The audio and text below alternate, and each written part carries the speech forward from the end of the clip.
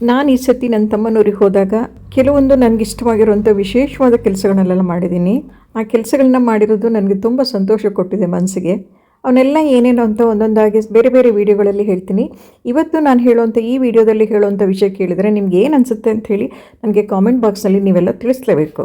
ನಾನು ಈ ಬಾರಿ ನಮ್ಮೂರಿಗೆ ಹೋಗ್ಲಿಕ್ಕಿಂತ ಮುಂಚೆ ನನ್ನ ತಂಗಿ ಅಲ್ಲಿಗೆ ಬಂದು ಒಂದೆರಡು ದಿನ ಆಗಿತ್ತು.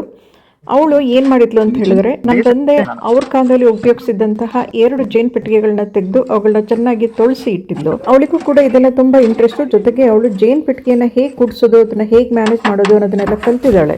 ನಾನು ಇಷ್ಟು ಸಮಯ ನನ್ನ ಕೆಲಸಗಳಲ್ಲೇ ಮುಳುಗಿ ಹೋಗಿದ್ದರಿಂದ ನಾನು ಇದು ಯಾವುದ್ರ ಬಗ್ಗೆ ಕೂಡ ಹೆಚ್ಚು ಗಮನ ಕೊಡ್ಲಿಕ್ಕೆ ಆಗಿರಲಿಲ್ಲ.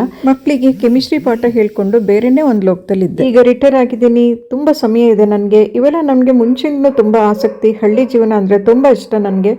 ಈಗ ಈ ಕಡೆ ಬಂದಾಗಲೆಲ್ಲ ಇದನ್ನೆಲ್ಲ ಮಾಡಲಿಕ್ಕೆ ಟ್ರೈ ಮಾಡ್ತಾ ಇದ್ದೀನಿ. ನಮ್ಮ ತಂದೆ ಅಂತೂ ಅವ್ರ ಕಾಲದಲ್ಲಿ ಒಂದು ತೋಟದಲ್ಲಿ ಒಂದು 15-20 ಜೇನು ಪೆಟ್ಟಿಗೆನ ಇಟ್ಟಿದ್ರು.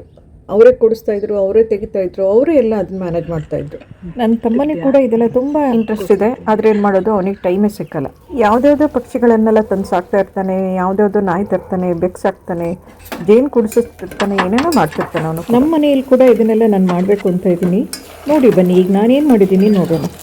ಜೇನು ಪೆಟ್ಟಿಗೆ ಎಷ್ಟೋ ವರ್ಷಗಳ ನಂತರ ಸ್ವಚ್ಛವಾಗಿ ಕೂತಿತ್ತು. ನಮ್ಮ ರಕ್ಷಿತ್ ಸ್ವಲ್ಪ ಜೇನು ಮೇಣವನ್ನು ತೆಗೆದಿಟ್ಟಿದ್ದ. ಅದನ್ನು ಕೇಳಿ ತೊಗೊಂಡೆ.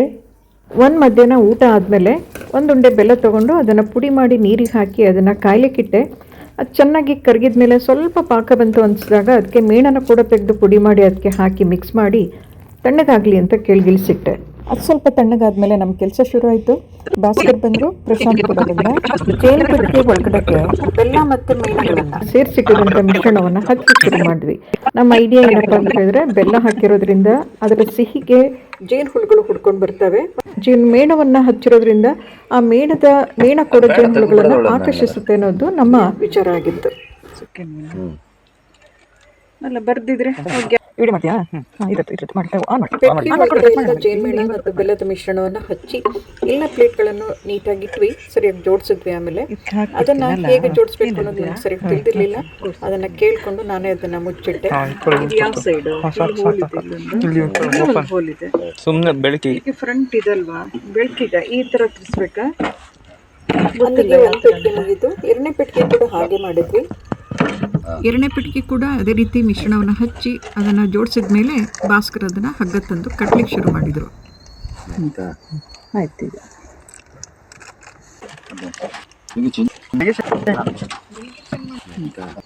ಆಯ್ತು.